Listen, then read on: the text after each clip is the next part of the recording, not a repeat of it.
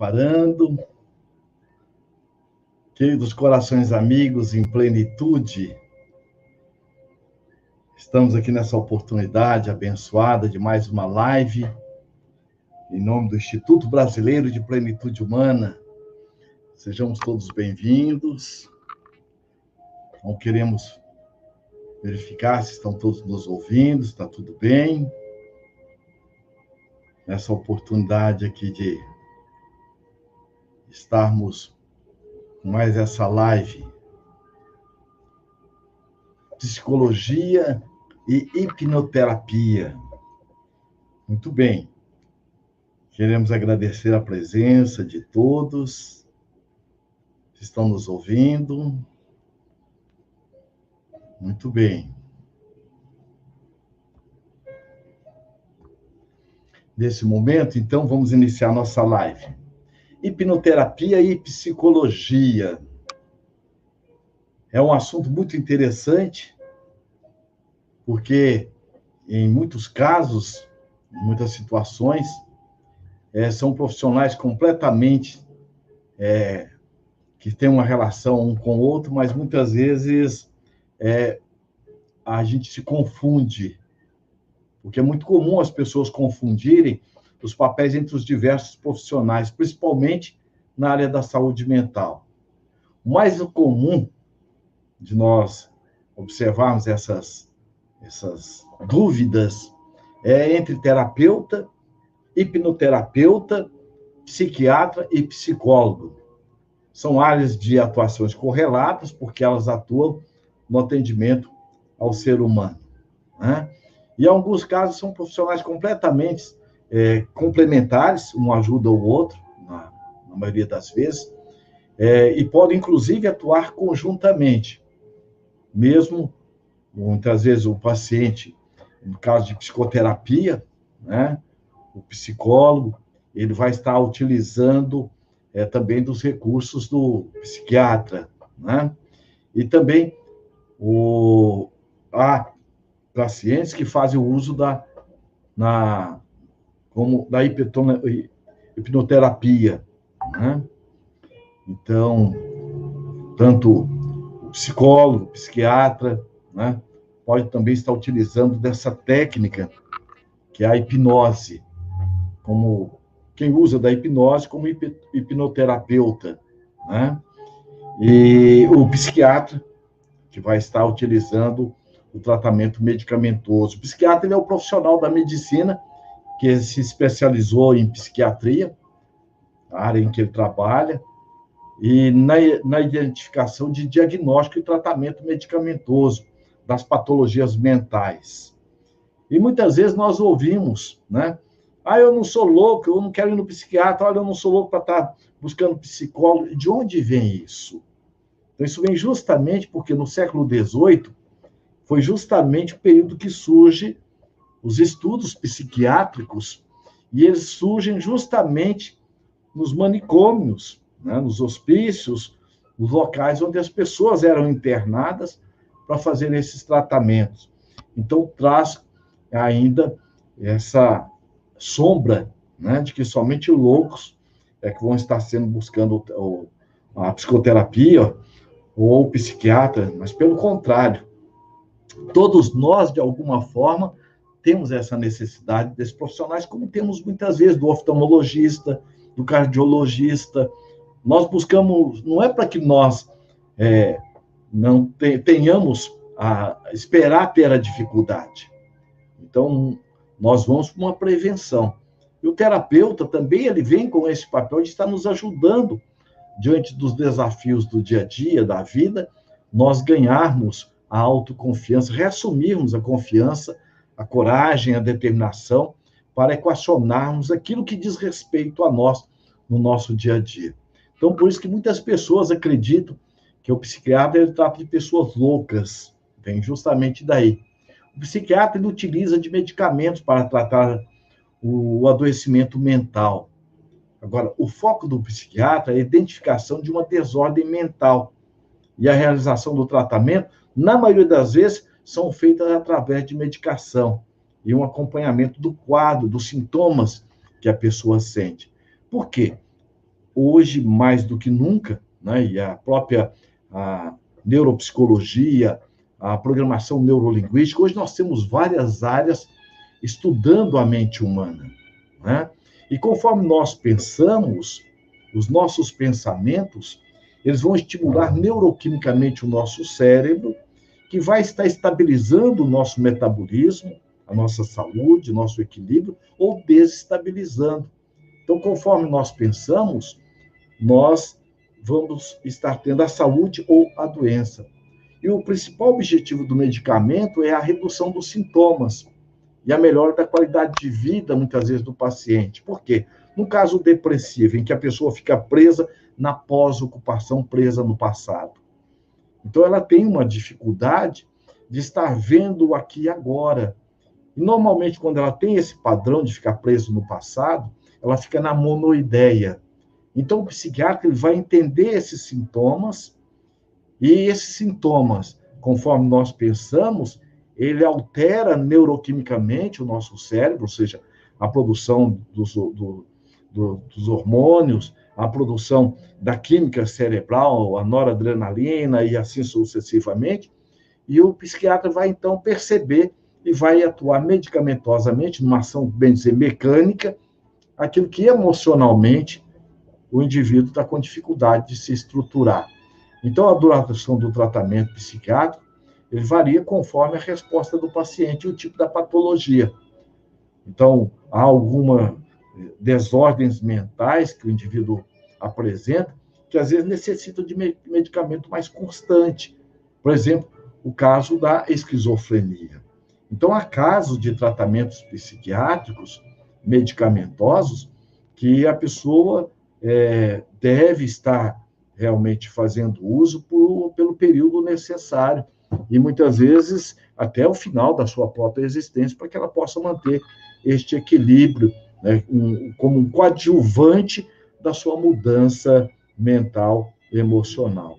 E aí o hipnoterapeuta, ou a hipnose, né? O termo hipnose, ele advém da palavra grega hipnos, que significa sono, e do termo latino osis, que significa ação ou processo.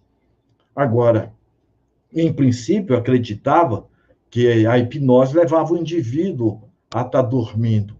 Hoje, os estudos, principalmente com o avanço da neuropsicologia e o estudo aprofundado da hipnose, vem justamente mostrar que, pelo contrário, há casos que a pessoa pode entrar em sono, mas na maioria das vezes, a pessoa, na hipnose, ela ganha uma lucidez maior e, nesse momento, o hipnoterapeuta ele vai estar ajudando a pessoa a perceber o nível de comunicação em que ela está consigo mesmo diante das situações e dos problemas da vida. E o nome da hipnoterapia, ou da hipnose, embora não condiz exatamente com o princípio do tratamento, o termo já havia sido consagrado e, portanto, manteve a sua utilização. Agora, a hipnose, ela consiste justamente na indução de um estado mental no qual o aumento da atenção focada em uma redução da consciência periférica do paciente, ele vai perceber como que ele está funcionando, o hipnoterapeuta, vai entender, inclusive, ajudar a entender texto e contexto, e, a partir disso, ele vai auxiliar o indivíduo, o sujeito, a um processo em que se torna mais suscetível a achar soluções mais simples e diretas para uma determinada situação. Então, através da hipnoterapia, ele vai ganhar, na verdade, uma percepção de como ele se auto-transformado, ele está mudando. Então, vejamos que assim estabelece essa conexão. A hipnoterapia no nível subconsciente e há uma diminuição do senso crítico, em que a pessoa muitas vezes está ali dizendo, não sou capaz, eu não dou conta, eu não consigo. E como o cérebro trabalha por associação, comparação, generalização e eliminação, então a música que você ouve, um perfume que você sente, é uma situação em que você está diante de uma situação desafio, ela vai despertar em você uma história, em algum momento traumático da sua vida em que aquilo aconteceu. Então, houve um fato? Houve. ou um fato realmente ocorrido, ou um fato que você criou diante de um outro fato.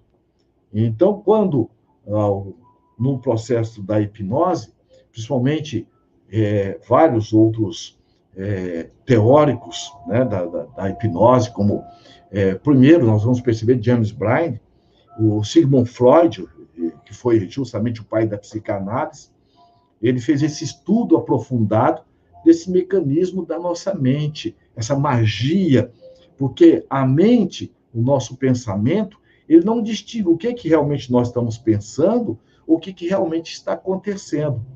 E quando, principalmente Milton Erickson,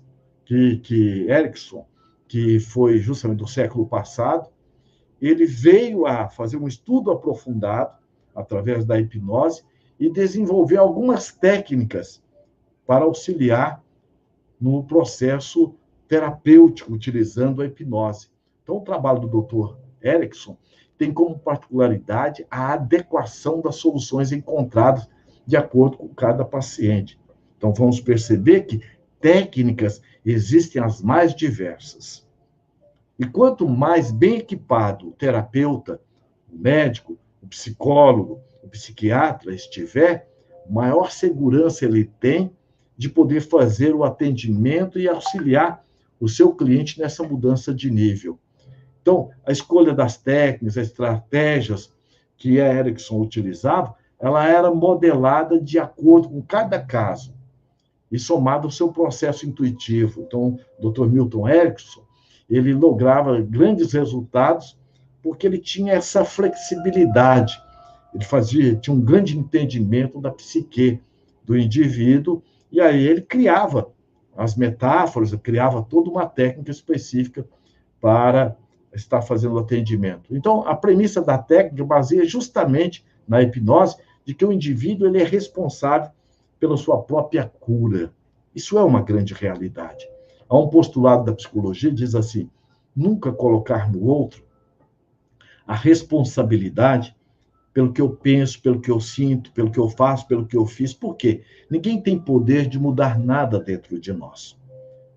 Então, não adianta eu ficar culpando meu pai, a minha mãe. Não. Nós trazemos conosco a nossa história, mas nós somos muito mais do que a nossa história. Nossos pais, eles deram o que eles tinham para dar. Agora, é verdade, muito da forma como nós internalizamos, nós tivemos algumas situações traumáticas, mas não é por isso que eu devo ficar ancorada dentro dessas situações. Então, a metodologia que o Dr. Erickson colocou, ela explora estratégias de acesso ao inconsciente, de forma muito específica, para a personalidade do indivíduo. E, a partir desse contexto, induz um processo de autoconhecimento suficiente para conseguir melhoras nos resultados possíveis. Ou seja, o que ele faz? O que o hipnoterapeuta vai estar fazendo? Ele vai ajudar a pessoa a perceber a forma como ela está conversando, a forma como ela internalizou as situações e como ela pode mudar essa linguagem, essa comunicação. Agora, a hipnoterapia, né, o hipnoterapeuta, ele não precisa, hoje, conforme a nossa legislação do Brasil, ele não precisa ter uma formação superior. É diferente do psiquiatra e diferente do psicólogo, que tem que ter, precisa ter uma formação acadêmica, uma formação superior. Então, o hipnoterapeuta, ele pode estar usando dessas técnicas sem, contudo, ele ter tido uma formação acadêmica, né, no nível superior. Agora, é claro que é preciso fazer uma formação de hipnose, né?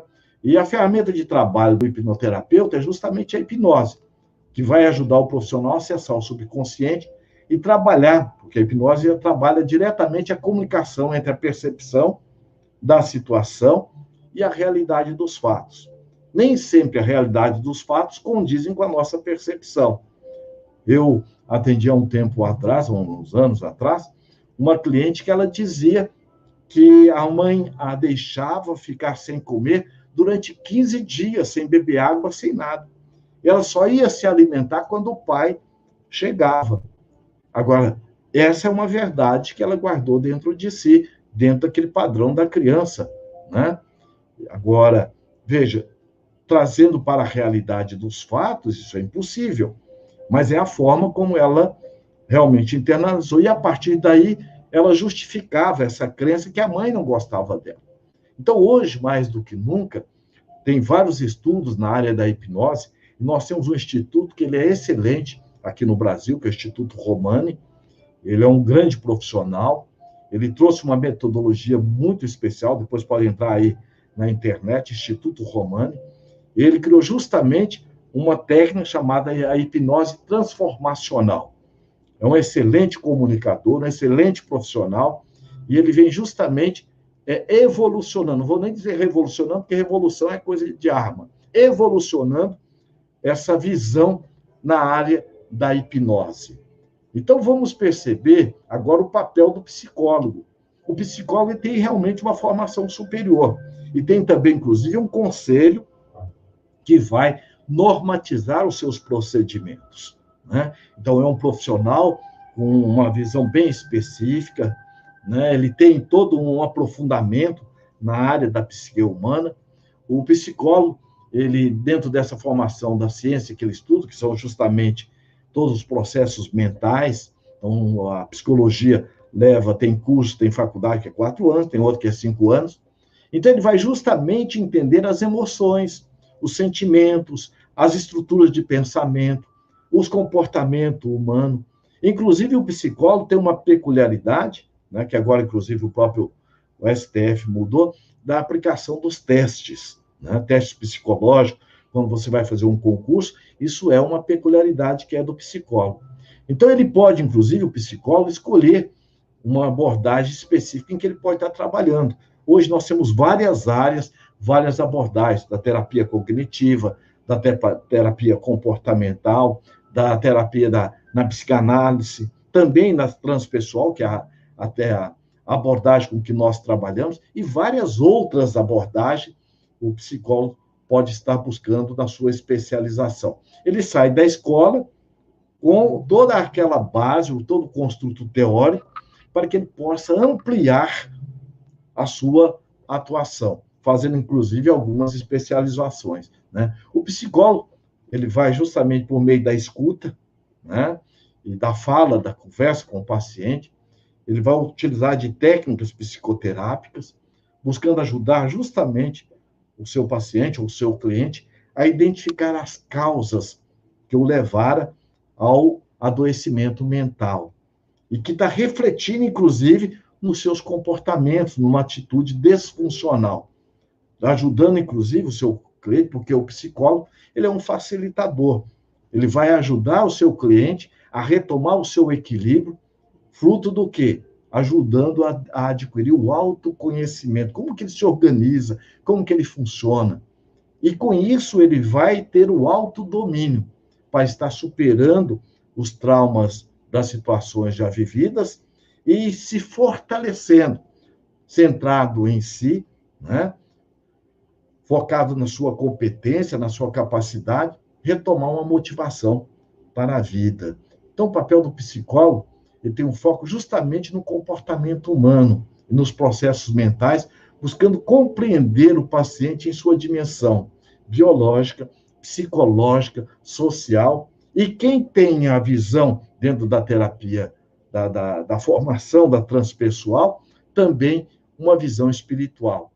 Porque a abordagem da psicologia transpessoal, ela tem essa visão biopsicossocial e espiritual, sem nenhum cunho religioso, mas que nós somos, na verdade, um ser pensante, viajor do tempo, e a vida na Terra é uma estação, já nos dizia Sócrates, né? Então, a partir dessa compreensão, o psicólogo, ele sugere, leva o seu cliente a perceber e promover um processo de autotransformação e proporcionar justamente uma vida mental mais saudável e mais harmoniosa. O tratamento, o acompanhamento psicoterápico, geralmente é realizado por meio de encontros semanais ou quinzenais, que duram em torno de 50 minutos a 1 hora, dependendo.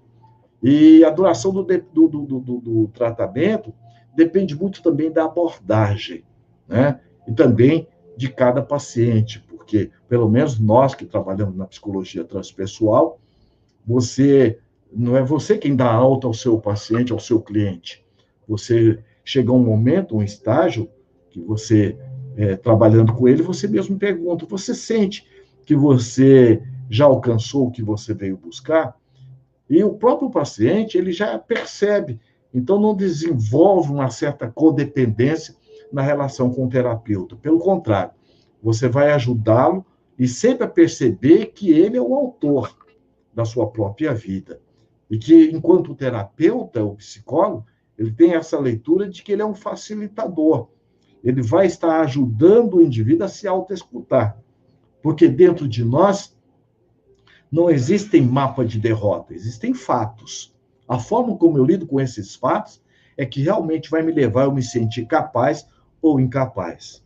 Porque nós, diante da vida, todos trazemos conosco essa autocompetência. Por isso também tem um outro pensamento da psicologia, diz assim, todo poder é autoconcedido. Ou seja, você tem todo o poder do mundo sobre você mesmo. Ninguém tem poder sobre você, sobre a sua intimidade.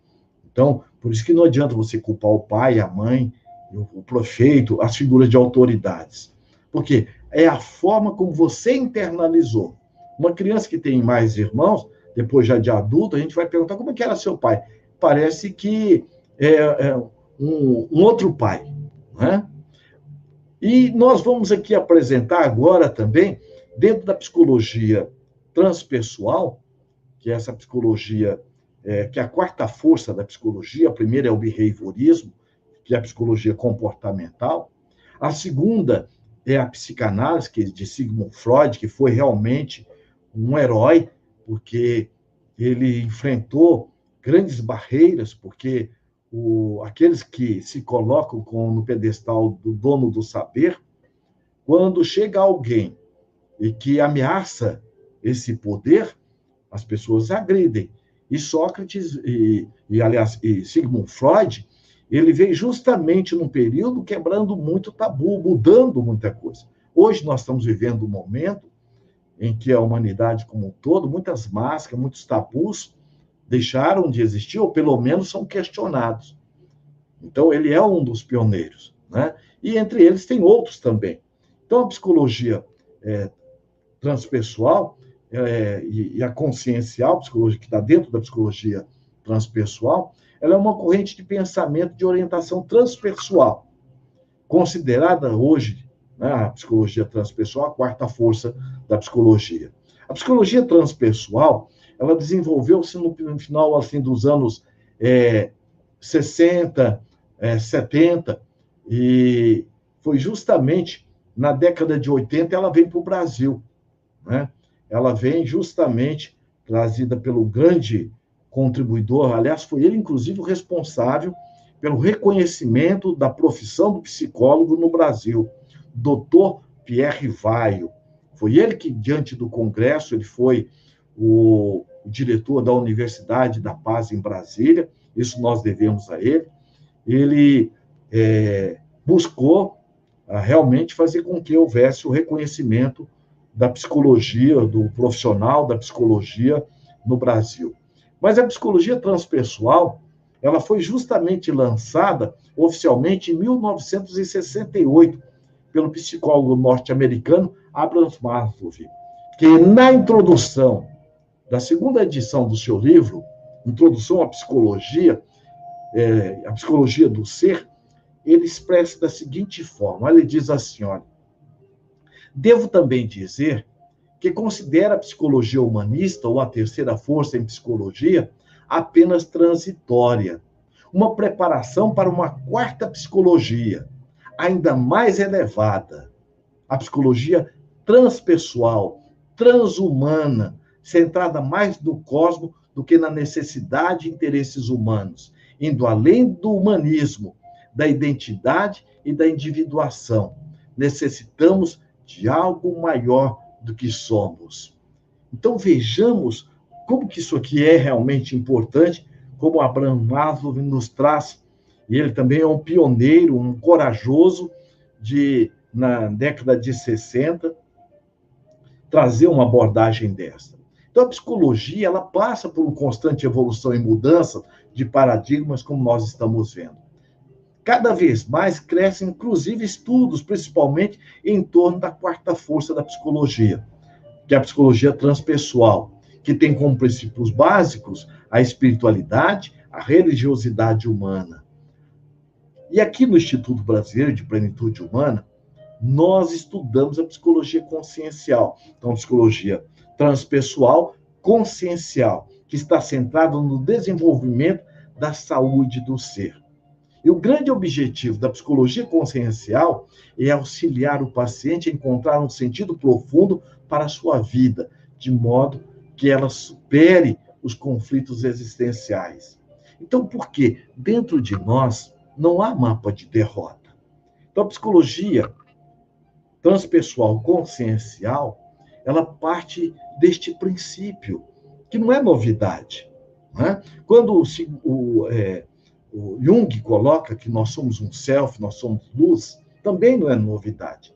Houve um grande psicólogo da humanidade que já dizia que brilha a vossa luz. Então, a psicologia transpessoal consciencial, ela resgata esses pensamentos de vários teóricos que colaboraram com a psicologia transpessoal, né? O Assagioli, que trouxe a questão da psicossíntese, e vários outros teóricos, né? Inclusive o Jung, buscando justamente essa percepção do self, da questão do ego. Então, veja, a psicologia consciencial, ela vem justamente basear, além desses construtos teóricos, dentro da abordagem da psicologia transpessoal, na visão biopsicossocial e espiritual, bio porque nós temos um corpo, mas somos mais do que um corpo. Né? Nosso corpo ele é uma casa psicotrônica. Né? Por que psicotrônica? Porque ela obedece o impulso dos nossos pensamentos. Mas muita coisa ela faz de forma que nós nem nos damos conta. Às vezes você machucou, gente, eu machuquei, olha, tá roxa. Onde eu machuquei? Eu nem vi. Então, o seu próprio corpo já organizou, isolou aquela área, já lhe ajudou, você nem sentiu a dor, porque você nem percebeu. Então, nós moramos nessa casa psicotrônica. Muito dos funcionamentos do nosso corpo independe da nossa percepção. Agora, ganha muito mais valor quando nós desenvolvemos essa percepção. Principalmente para desenvolver um grande sentimento, que é o sentimento da gratidão. Porque é uma casa que nós moramos de graça, sem pagar aluguel. E faz tudo para nós, mesmo a gente, às vezes, a maltratando. Né? Então, é uma questão do biológico. O psicológico, então, o biopsico, porque nós temos uma estrutura de pensamento, mas nós somos mais do que nós pensamos. Então, muitas vezes, eu penso que eu sou incapaz, eu não consigo, eu não dou conta, fruto das minhas crenças limitadoras. Mas eu posso reescrever, reestruturar essa minha estrutura de pensamento, não tem como deletar. Porque o nosso cérebro, ele funciona através dos impulsos mentais. Da mesma forma que o computador, ele é uma máquina, nosso corpo é uma máquina. Agora, ele precisa, o computador, de um programa que é o que vai gerir os demais programas que são periféricos. Então, um programa, eu não quero Windows, não gosto. Então, você vai ter que colocar, pelo menos, o Linux, mas sua máquina precisa de um programa. E, além do programa principal, nós temos os programas periféricos, o Word, o Excel, o PowerPoint. Da mesma forma, nós, na nossa estrutura psíquica, nós temos alguns padrões, que esses padrões são muito fortes em nós. E, através desses padrões, o que vai acontecer? Ele vai estar elencando outros padrões periféricos. Então, daí a importância do autoconhecimento, para que eu possa entender essa minha estrutura e fazer um trabalho de ressignificação, porque não tem como deletar o nosso cérebro. E aí vem a outra questão, né? Além da visão psíquica, vem a questão social. Porque, de qualquer forma, a nossa estrutura socioafetiva, sociocultural, ela interfere no nosso dia a dia. Por isso tem um pensamento da psicologia tibetana que diz assim, nós somos uma somatória de não nós. Ou seja, nós temos tudo do jeito do pai, da mãe, da avó, dos nossos professores. das figuras de autoridade. Mas não adianta eu falar, eu não quero esse jeito da minha mãe, eu já tenho. Agora eu vou analisar o que eu tenho, isso aqui eu quero, eu vou incentivar. Ah, não, isso aqui eu não quero. Então, ou seja, isso aqui não me serve, eu vou desenvolver um outro padrão e colocar no lugar, porque, como nós falamos, ninguém vai ficar sem um programa. Então, é importante o autoconhecimento. E a outra questão é justamente o espiritual. Por quê? Nós somos um ser pensante. Como Sócrates já dizia, nós somos viajores do tempo e a vida na Terra é uma estação. Os grandes pensadores da humanidade sempre nos falaram. Nós não somos somente um corpo, um padrão de pensar. Nós somos esse ser pensante e viajor do tempo. Né? Então, Sócrates já dizia. Então, daí a importância de nós estarmos buscando esses fundamentos. Agora, a psicologia transpessoal, consciencial, além de todas essas bases, ela traz também junto para auxiliar nessa construção do nosso pensar de autodesenvolvimento, mais 4 pontos fundamentais. Um deles, que é o principal, é o arquétipo primordial. O que é o arquétipo primordial? Parte de uma premissa, ou seja, de um postulado da ciência, não há efeito sem causa. Então, o arquétipo primordial é conforme diz Francis Collins, aquele que foi um dos coordenadores do estudo do genoma. Há de ter uma causa anterior que organizou todo o genoma. E essa causa nós denominamos como sendo Deus. Ou você pode chamar do grande arquiteto do universo, ou a inteligência suprema, causa primária de todas as coisas, mas o fato é que existe uma inteligência superior, uma causa não causada. Quando o Newton, ele diz assim, de todas as forças gravitacionais e que os corpos giram em torno de si, há uma outra força maior, inteligente, criadora de todas as forças. Ele está falando de quem? Do arquétipo primordial. Einstein disse: o homem só pôde ir ao cosmo e desvendar os seus enigmas graças às leis pensantes, pulsantes, que regem o universo. Ele está falando de quem? De Deus, o grande arquétipo primordial. O outro postulado, outra base em que a psicologia consciencial também se apoia, é o ser essencial, que é o que realmente nós somos, que é o espírito, ou dentro da psicologia transpessoal consciencial, é o ser essencial. Para o Jung, é o self, é esse ser luz que nós somos.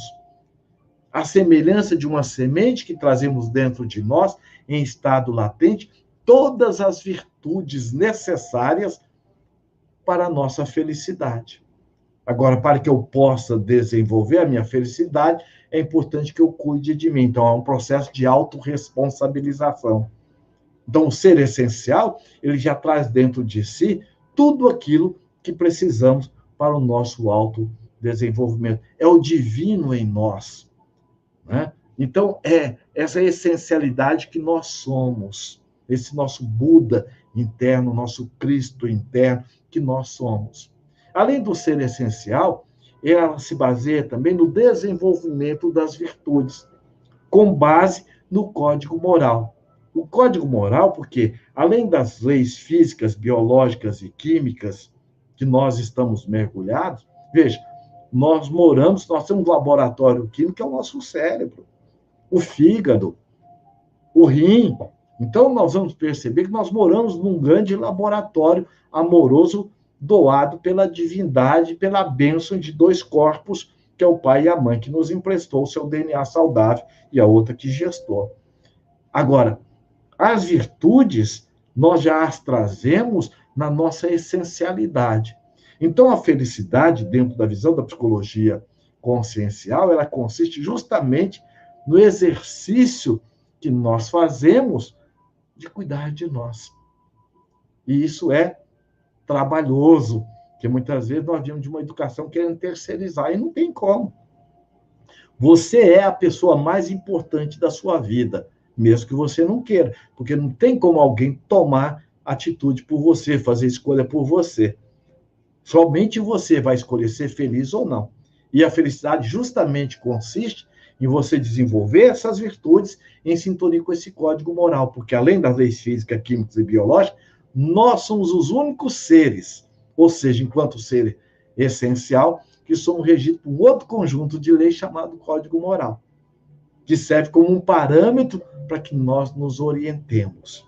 E o último ponto de apoio da psicologia consciencial, e esse é algo assim que vem justamente evolucionar o pensamento humano, porque é um resgate amoroso que fazemos com um grande psicólogo da humanidade. Aquele que, falando de coisas muito simples, amar o próximo como a si mesmo, ou seja, ninguém pode dar do que não tem. Como é que eu posso amar alguém se eu não estiver me amando? Como é que eu vou ser feliz fazendo falcatruas, mentindo? Então ele veio falar justamente, olha, amar o próximo como a si mesmo, fazer ao outro que você gostaria que fosse feito, que é o Cristo Jesus. Então, dentro da psicologia consciencial, há um resgate dos ensinamentos numa visão psicológica. Não é aquele Cristo que está lá na cruz, crucificado, não. Ali, veja, é a persona, né? Ali é o corpo. Nós somos muito mais do que um corpo. Por isso que esse psicólogo da humanidade, que é Jesus, segundo Ernesto Renan, que é um historiador francês, ele coloca: este homem foi tão grande, ele é tão incomparável, que a história da humanidade não o coube, ele a dividiu antes dele e depois dele. Tanto é que muitos combatem, muitos fazem, falam, mas veja, as palavras dele são palavras de autoestima, palavras de autovalorização, palavras de autorrespeito, palavras que vêm nos ajudar num processo psicoterapêutico como antídoto de todos os nossos conflitos, porque ele desenvolveu um trabalho de orientação de autorresponsabilização. Em nenhum momento a fala do Cristo Jesus, dentro dessa visão psicológica, é uma visão de codependência, pelo contrário, é uma visão de autonomia, é uma visão de que você pode, você é capaz. Ele mesmo colocando, em nenhum momento, quando quiser rotulá-lo, ele diz: não, tudo que eu faço você também pode fazer, e muito mais. Mostrando que, dentro desse código moral, não há privilégio. Então, cada um é responsável por si mesmo. Então, aqui no Instituto Brasileiro de Plenitude Humana, nós disponibilizamos cursos de formações. E dentre esses cursos, tem um curso de psicologia consciencial, para profissionais que vêm almejar, aprofundar no seu desenvolvimento da saúde do ser humano e se tornarem terapeutas transpessoais conscienciais. Por quê? A psicologia transpessoal consciencial, ela vem oferecer, além das ferramentas, esse entendimento, esse passo a passo de como você pode trabalhar nesses 4 níveis do ser, ajudando o indivíduo a despertar o que ele já é. Quer dizer, nós já somos, igual o diamante, quando ele é encontrado, o garimpeiro não vai fazer dele diamante. Agora, como o garimpeiro tem um olhar, vamos dizer, usando a metáfora terapêutica, quando ele olha para o diamante, se a gente olha, é um cascalho qualquer. Ele não, ele já vê com uma pedra preciosa, uma joia preciosa. Então, você como terapeuta, você ou como profissional, psicólogo, psiquiatra, enfim, você buscando as ferramentas da psicologia consciencial, você vai estar se ajudando nessas dimensões. Então, a psicologia consciencial, ela vai estar oferecendo com ferramentas altamente eficientes e eficazes, tanto para o terapeuta, quanto também para o seu cliente, proporcionando uma rápida recuperação dessa paz que todos nós almejamos, desse sentido existencial, como diz Viktor Frankl, você é seu próprio sentido. Então, você tem toda uma instrumentação para você fazer aquele momento, aquele atendimento da terapia breve, onde você vai aliviar a dor, ajudar a pessoa a se aliviar da dor, na angústia que ela está, E depois, você vai auxiliá-la a se equipar através do autoconhecimento, ganhando o autodomínio para poder prosseguir. Porque se nós não mudarmos os nossos padrões, nós mudamos um certo tempo, volta tudo. Agora, como fazer essa manutenção? Então, a psicologia transpessoal consciencial, ela nos ajuda nisso. Então, ela proporciona também o autoconhecimento, que vai ajudar a pessoa a se perceber quem ela é naquilo que ela tem, quem ela é naquilo que ela faz, quem ela é naquilo que ela está. Por quê? Há uma diferença muito grande. Na maioria das vezes, nós nos confundimos. Eu sou incapaz, eu não dou conta, eu não consigo, eu sou um desastrado. O que eu estou fazendo? Eu estou confundindo o que eu fiz ou o que eu estou fazendo com quem eu sou. Não, eu sou competente. Mas nesse capítulo aqui, eu estou com dificuldade. Eu sou uma pessoa altamente amorosa, mas eu tenho algumas atitudes de desamor. Primeiro comigo mesmo. Isso vai refletir no meu comportamento, no meu processo interrelacional. Então, vejam, dentro dessa percepção, vai ajudar a pessoa a conhecer a si mesma. Então, a partir do momento que eu me autoconheço, eu vou desenvolver minha autoestima, vou desenvolver minha autoconfiança e vou desenvolver, inclusive, relações interpessoais altamente saudáveis. Com isso, o que acontece? Eu vou ter um feedback da vida com muito mais satisfação. Então, quando nós nos autoconhecemos e centramos em nós mesmos, o que acontece? Nós temos, portanto, um processo de autotransformação altamente amorosa. Por quê? Porque nós estamos centrando em nós mesmos. Vamos pegar um exemplo? A flor, quando ela vai produzir o perfume, ela baseia em quem? Nela mesma. E, consequentemente, ela vai atrair a beija-flor, vai atrair as abelhas, as borboletas, que vão divulgar o seu perfume. E, aliás, ela também nem faz alarde, porque o próprio irmão vento, ou a irmã brisa, vai propagar o seu perfume. Então, da mesma forma, se nós quisermos ajudar alguém, primeiro ajudando a nós mesmos. Então, a psicoterapia transpessoal consciencial, ela nos ajuda dentro dessa visão biopsicossocial e espiritual. E se você, que é um terapeuta, né, holístico, seja nas diversas áreas, ou psicólogo, ou psiquiatra, se você quiser realmente, você pode estar fazendo esse curso de formação da psicologia transpessoal consciencial. É só você entrar no nosso site, www.plenitude.com.br. Aliás, nós teremos, estamos aí no quase, né? Está no forno, um outro curso de formação da psicologia transpessoal consciencial. Você pode, inclusive, acessar o site www.plenitude.com.br e estar fazendo a sua pré-inscrição. Tudo bem, gente? Agradecemos a todos e aqui ficamos até quinta-feira, na nossa próxima live, que será dia 13 de maio, às 19h30, horário de Brasília, às 18h30, horário do Mato Grosso. Nós estaremos falando sobre alguns casos que nós tivemos oportunidade de estar fazendo atendimento na abordagem da psicologia transpessoal consciencial. Tá bem? Então, até lá, muita paz e a nossa gratidão. Até a nossa próxima live. Tá bem? Muita paz.